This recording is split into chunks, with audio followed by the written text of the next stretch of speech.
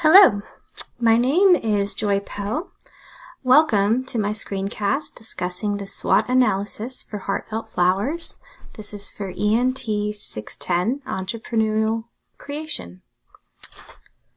Heartfelt Flowers is a handcraft business I started about 3 years ago, making and selling felt flowers at my local farmer's market. Originally, I was creating and selling as a crafter, but as time went on, I began making wedding bouquets and wedding decor. It became clear to me that weddings were one of the best ways to increase my sales. In this course of study, I've often used my hypothetical business called Worthwhile Studio. However, for this project, I decided to investigate the strengths and weaknesses for Heartfelt Flowers. This business has been on hiatus since I started the entrepreneurial program last fall, but I have been curious to know what would happen if I were to push the wedding aspect of Heartfelt Flowers, so I wanted to use this business for my SWOT analysis.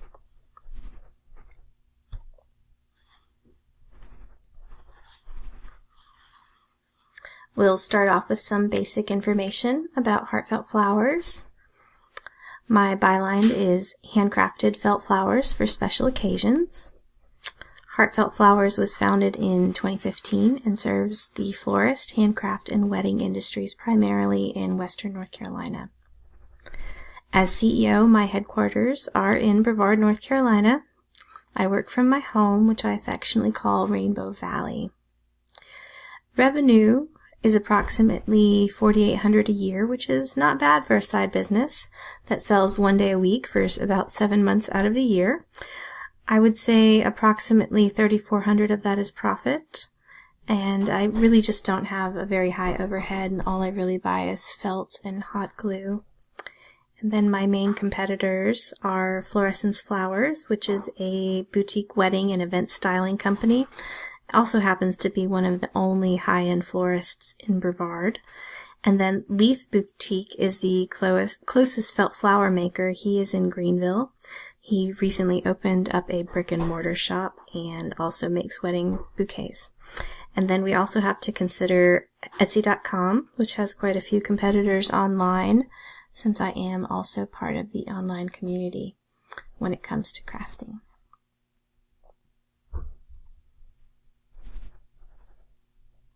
Here's my SWOT chart.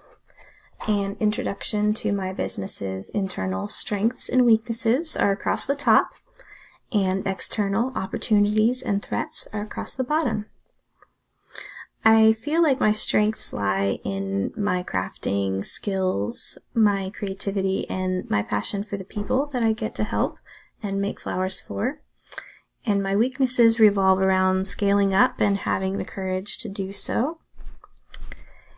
And then opportunities, they abound in the wedding industry and the craft industry, but the threats also arise from those industries as well. Wedding trends come and go, and the DIY and craft movement will change with consumer demands.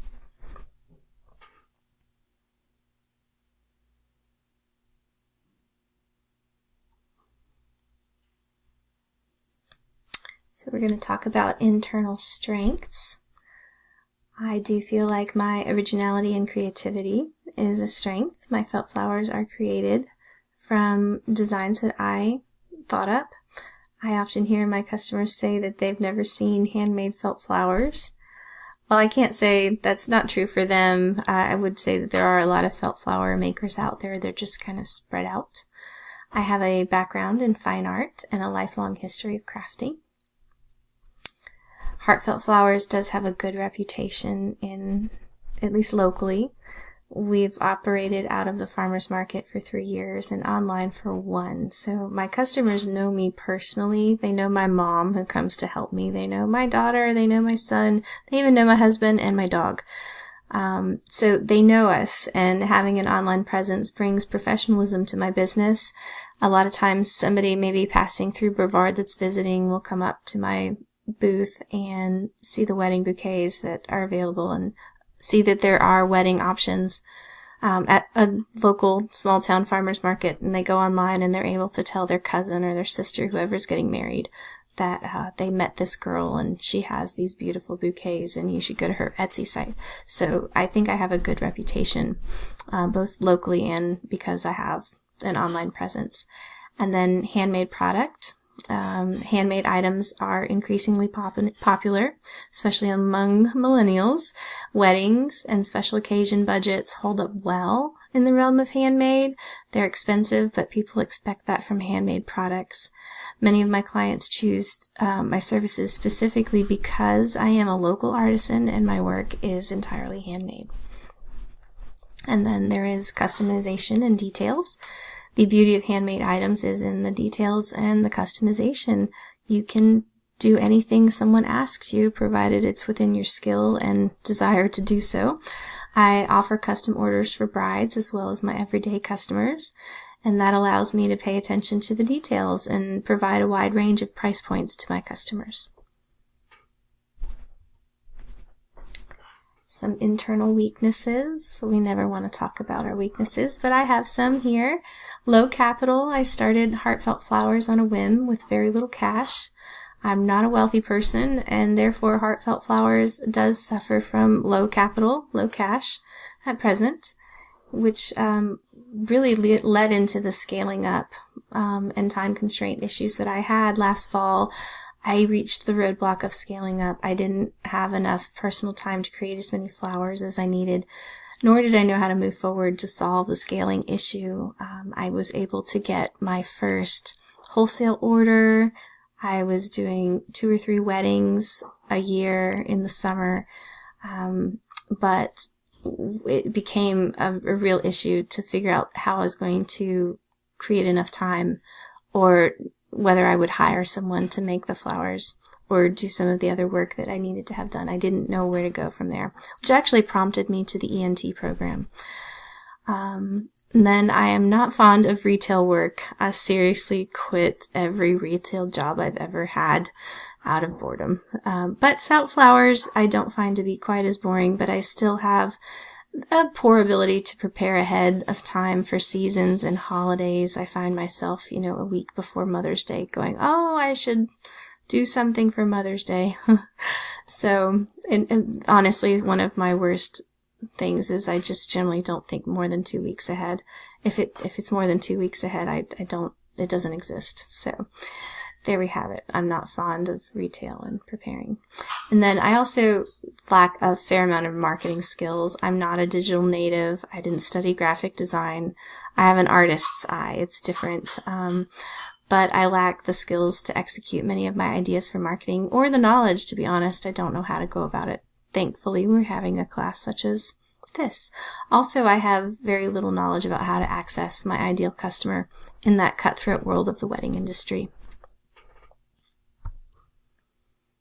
We are on to our external opportunities. I think it's a very good opportunity that there are a few local competitors in Brevard, in Asheville.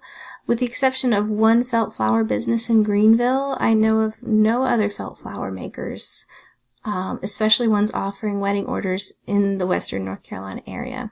This gives me an advantage also in the regional craft shows and markets. There are no other felt flowers in this area. And then there is a high demand for handmade. Currently, there is a high demand for handmade local goods and services. Heartfelt Flowers is poised to take advantage of this consumer trend in both wedding and handcrafts. And then again, moving further into that, we have craft shows, trade shows, pop-up markets. These are all really popular things, and Asheville is home to several highly attended craft shows. The Big Crafty comes here. There's big wedding shows that show up, and then there's a ton of wonderful, quirky pop-up markets that happen between Asheville, Hendersonville, and even Brevard. And then there's also several wedding trade shows that arrive here as well. And there's the Maker Summit down in Greenville, which is not far away either. And then I also feel like an opportunity is in teaching and creating kits, DIY kits. Many of my customers inquire about how to make the felt flowers, and I've already taught several classes on making felt flowers. They were very well received. And then I also think that if I were to come up with DIY felt flower kits with instructions, that would go over well at like pop-up markets and craft shows. You know, if someone wants to learn to make the flowers that they're buying, they can purchase a kit. And then we come to external threats. There will at some point be a decreased interest in handmade items. The local artisan goods and services, this interest will wane. Eventually the wedding industry will turn their attention to new trends, and Heartfelt Flowers will need to seek out other potential sources of revenue before the consumer decline happens. Other artisans joining the handcraft community. Every day I see new felt flower makers on Instagram, and I offer to teach or sell kits. There's going to be more felt flower makers here in my own hometown who may become my competitors. And then traditional florists. Real flowers are my inspiration, so it stands to reason that florists and flowers are my toughest competition. We live in a beautiful area. There are lots and lots of flower farmers. And then there are some people who are not willing to forego the beauty of nature's bounty for handcrafted alternatives. And we would also have to consider the cost of handmade items. Custom handmade felt flowers are expensive. Even though my business offers a lot of options for different size budgets, there's still less expensive options out there for special occasions. Thank you for watching the SWOT analysis for Heartfelt Flowers. I did indeed make all of the flowers that you see in the photographs here and in the previous slides. So thanks for watching. Have a good day. Bye.